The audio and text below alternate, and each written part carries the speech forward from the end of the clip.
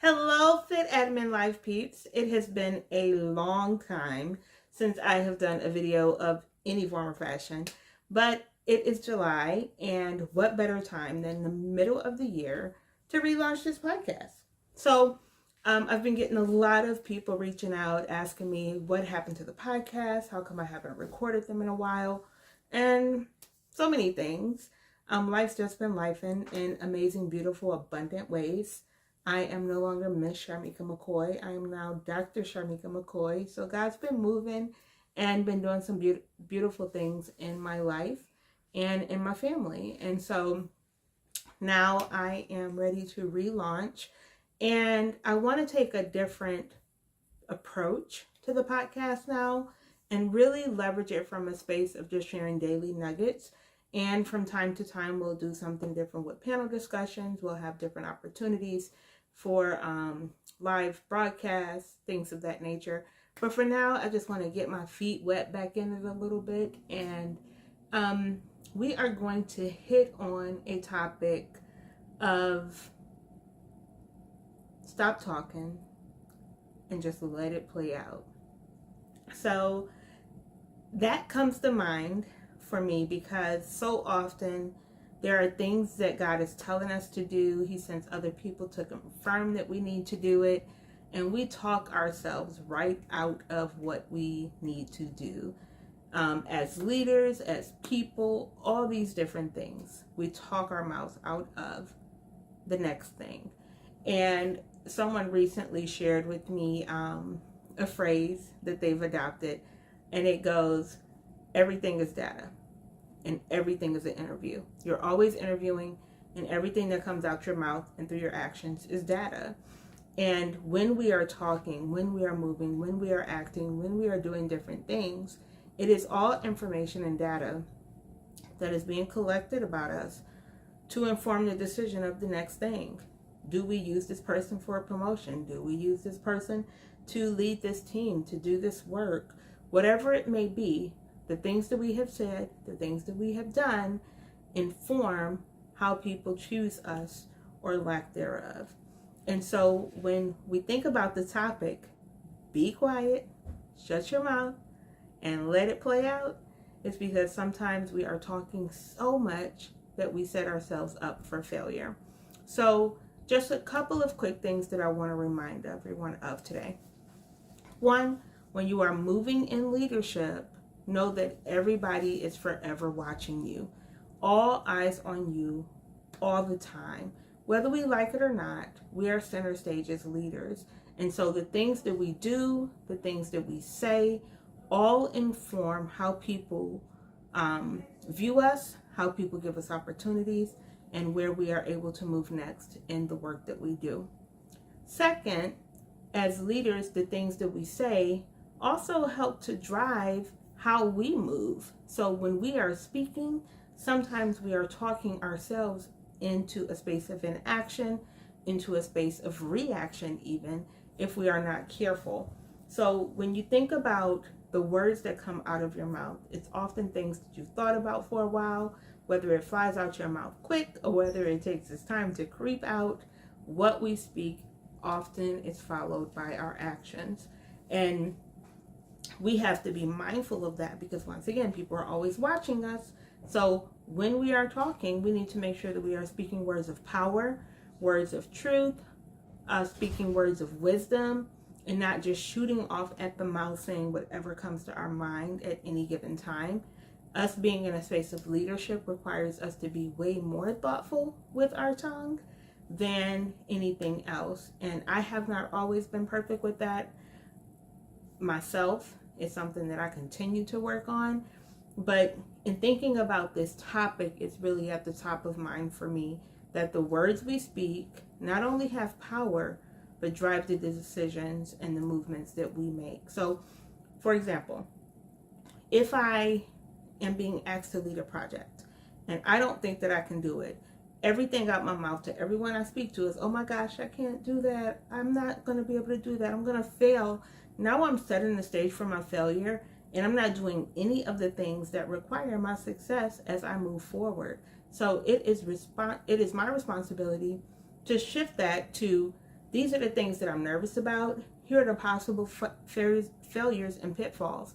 What do I want to do, and who can I tap into to make sure that our team is able to be successful and achieve this particular goal so that we do not fail? What do we need to do to ensure that this project or this assignment is an absolute success? And we talk ourselves into a space of success instead of into a space of failure. What does that do? One, it's being vulnerable and transparent. I am terrified of how this is going to go. Two, it's wrapping your team into the work. I have a team of people. I don't have to do this by myself. Bring the team together, get the minds in the room, and figure out a plan on how to achieve the goal successfully and intentionally. Three, name the things that are potential pitfalls, because guess what? Those potential pitfalls and those things that could be dangerous or sabotage or the devil's advocate thoughts, whatever it may be, those things, if one person thinks it, somebody else is going to think it too. If one person thinks that it might happen, there's a potential that it can happen. So take those different things. That is not wasted information. It's data, right? And it's data that we can plan around intentionally as leaders. So when we are gathering that information, we're making a list of those misconceptions, those potential pitfalls, those potential failures, those devil advocate situations, and we are creating an atmosphere where we can move things forward. My dog is really loud right now all of a sudden. Here we go. That's what happens when you start recording. So those pieces of data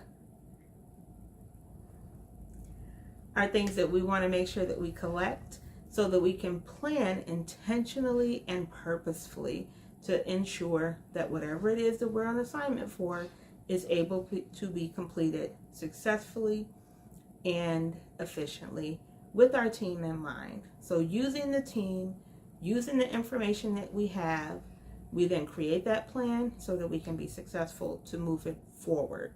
By doing that, one, you create an atmosphere of collaboration. You're creating an atmosphere of action. You're brainstorming and being intentional with your decision making and your plan.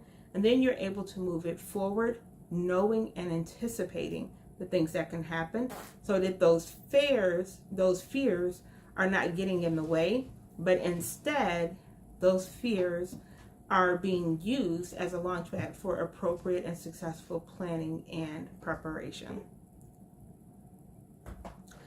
My son's at the door, sorry. So one, being mindful of what we say because everything is an interview and everything is data. Two, being mindful of what we say because people are always watching us and people are following what we do and using that to inform their decisions of how we lead and whether or not we're setting a good example of leadership or a negative example of leadership. Three, using the information or the situation that we have to bring the people together and collaborate, bring the people together, brainstorm all the solutions, the fears, all the things, and create a really dope, effective, and efficient plan. And then we take all of these things and we make sure we are speaking life into our situation, not talking it down, not setting it up for failure, but we are talking life into our situation so that we can be successful and accomplish that which we have been called to do. So when I say be quiet and let it play out, the other part of that is sometimes we are so busy talking that we're not listening. We're so busy talking that we are being busy instead of being intentional with what we need to do. So one of the ladies in my village who, when I say my village, the people who raised me, my community, my church family, she used to say hush mouth grace. She would ask for a hush mouth grace.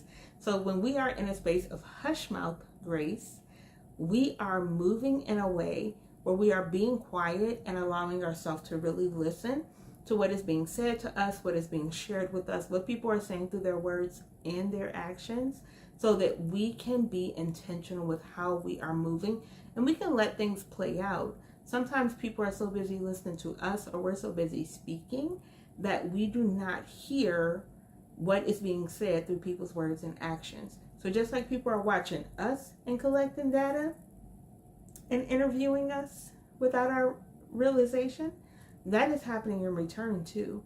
When we are quiet and we are watching other people, we are able to collect data. We are able to see the needs of our team and be servant leaders.